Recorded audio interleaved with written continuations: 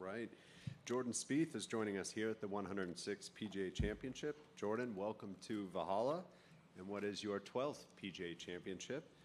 How's your week been, and what have you seen of the course so far, and what do you think? Thank you. Yeah, I was here 11 years ago. I actually didn't remember a whole lot about it. I remembered really, I think, the back 9 or at least 13 in. I've only played the front 9 this week. I plan on going out in a few minutes here to the back and seeing it. It's a big golf course.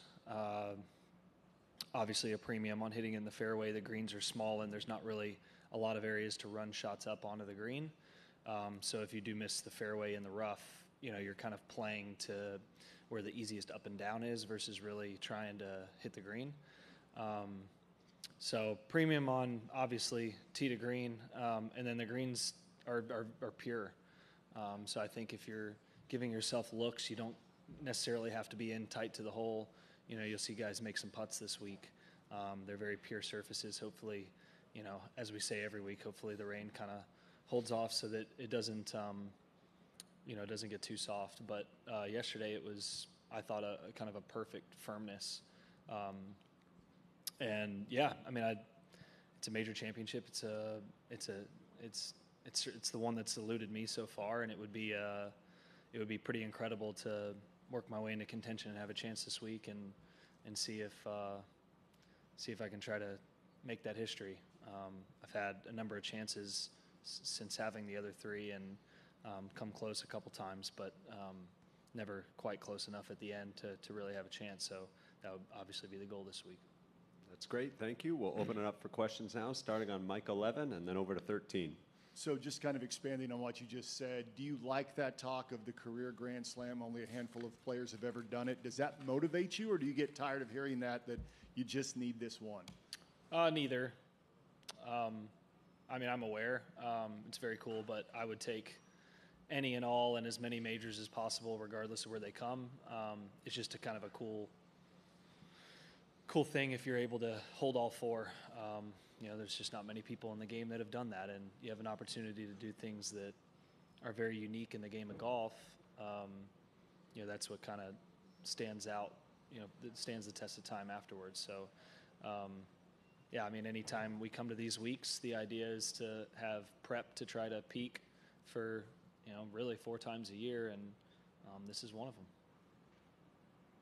It seems over the last couple of years, the PGA Championship has kind of taken on its own style of how they set up a golf course or courses they pick. Max Homa was in here, called it kind of the old U.S. Open kind of setup that they've adopted. Just wondering how you've kind of seen maybe the setup evolve of this tournament over the years, and what you kind of think of them kind of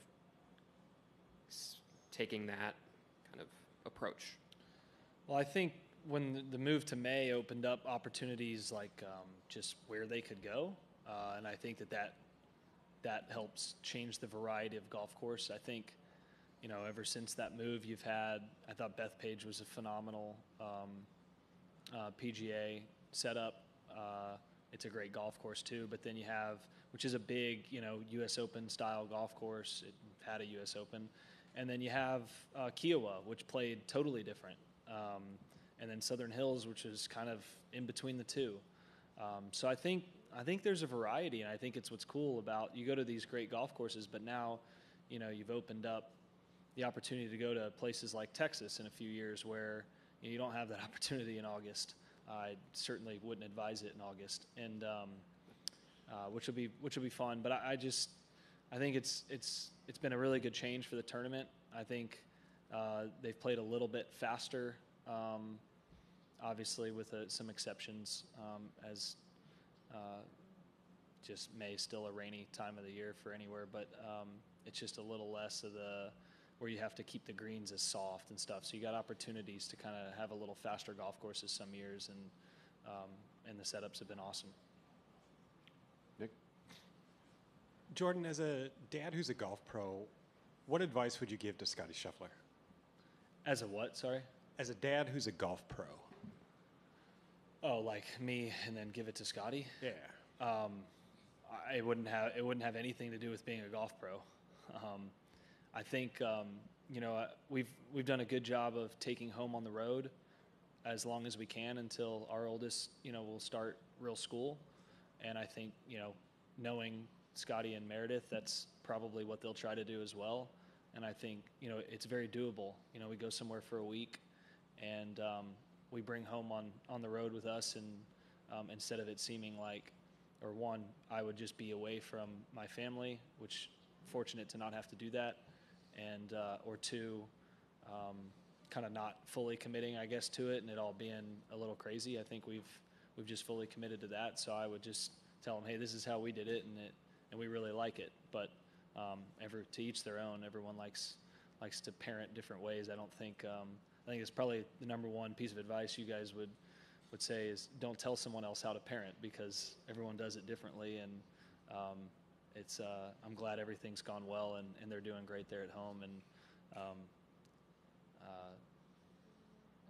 Andy's able to be here this week.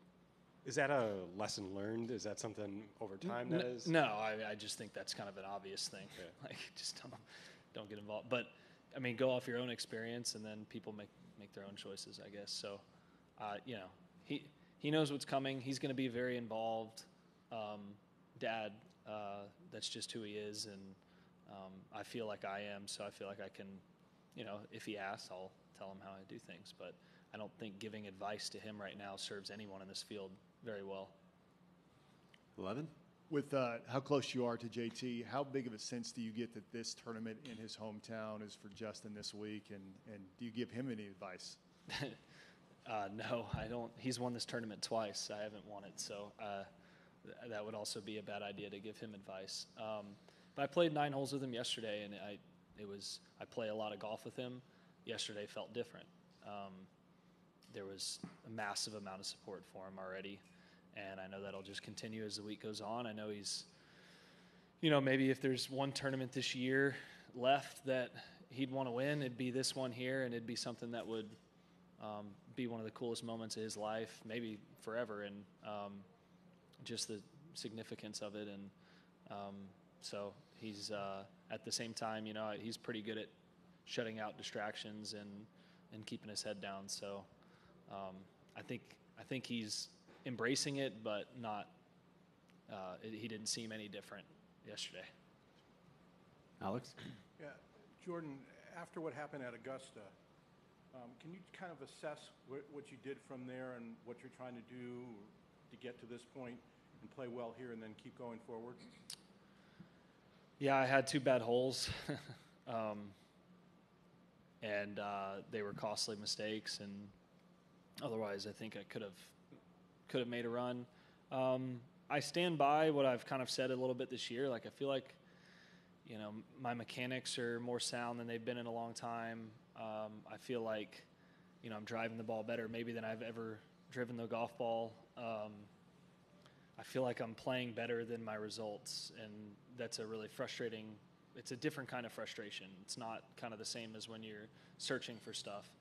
And I'm not very good at being patient, but that's kind of what I have to be. And then something will click, and I feel like I'm close to going off and doing some really, really cool things. But it's just kind of been a couple shots here or there where I'm either playing the wrong shot, or I took out too much club or not enough club, and it's just really costly mistakes at wrong times at some tournaments that maybe should only affect a couple shots, but end up bringing me down a little bit because I then try and force it because I haven't had the results I've wanted.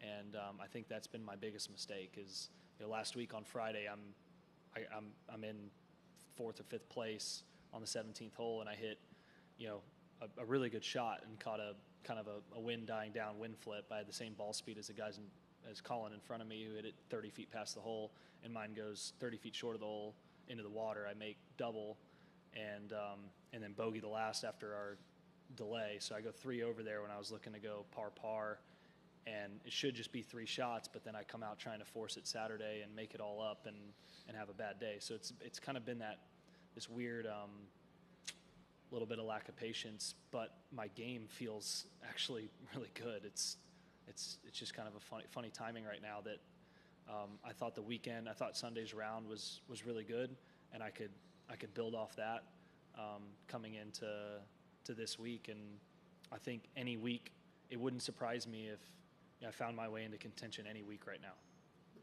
Just a question about your other job, which is actually being on the policy board.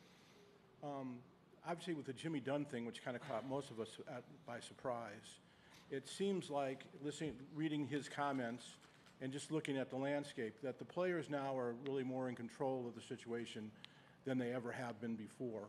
And that may be part of the reason why Jimmy felt like he was not involved in the discussions. Do you feel like, as a player, that you now are in more control of the PGA Tour and which way it's going than you did in past times? I would say that I think that there's been a shift that direction, but I think that we're finding the appropriate balance going forward. I think there probably was a need for it from years ago, from pre-COVID. And maybe the balance got tipped a little, and there's just a little seesaw kind of to try to make sure it's figured out. But on enterprises, it seems to be, based on what I hear from the experts, lawyers, that it's a very good situation, that the governance is in a very sound place there, and things are moving actually a lot better than what people think they are. And so I think we're going to be at a really, really good place where the players on the PGA Tour can feel really good about it, as well as not having players making business decisions. Like, that's not no. If you're in the room, it's very obvious that players are not dictating the future of golf and the PGA Tour. Like, it needs to be. You need to have everyone's perspective on both sides of it, and everyone that's involved within enterprises. You have a lot of strategic investors that know a heck of a lot more than any of us players. So that's a false narrative that the players are determining all these things.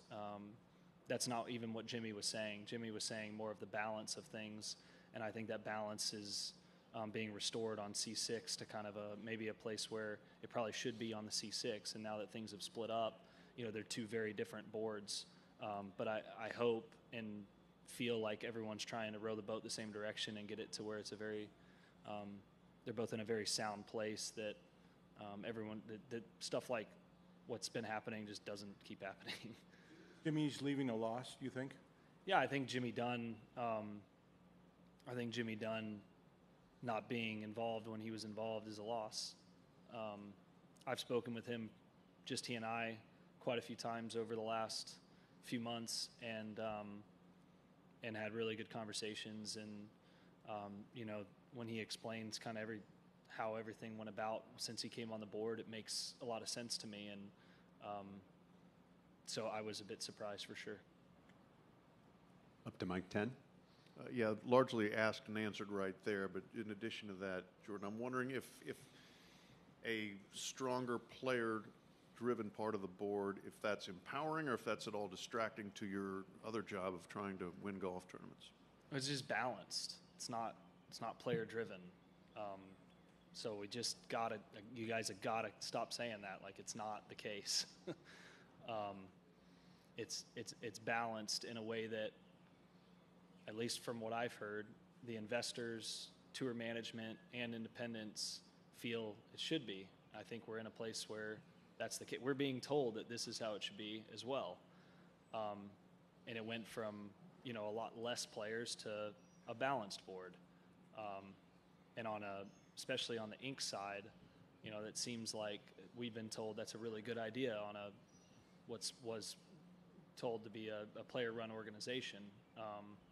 To have a balanced board with independents that are essentially making the decisions that we are not qualified to make, but us offering insights on how the membership would feel, and whether it's eligibility matters or whatever is left on the Inc. board.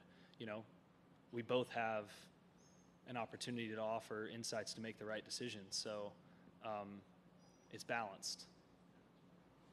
We'll wrap things up right here with Ryan on 8. Yeah, just a quick follow-up on that. You said that's a false narrative. What is the right narrative of what players are actually dictating on the board? Well, there's there's a lot of committees, right? And you guys are, I'm sure, fully aware of the transaction committee at this point. So those are the people that are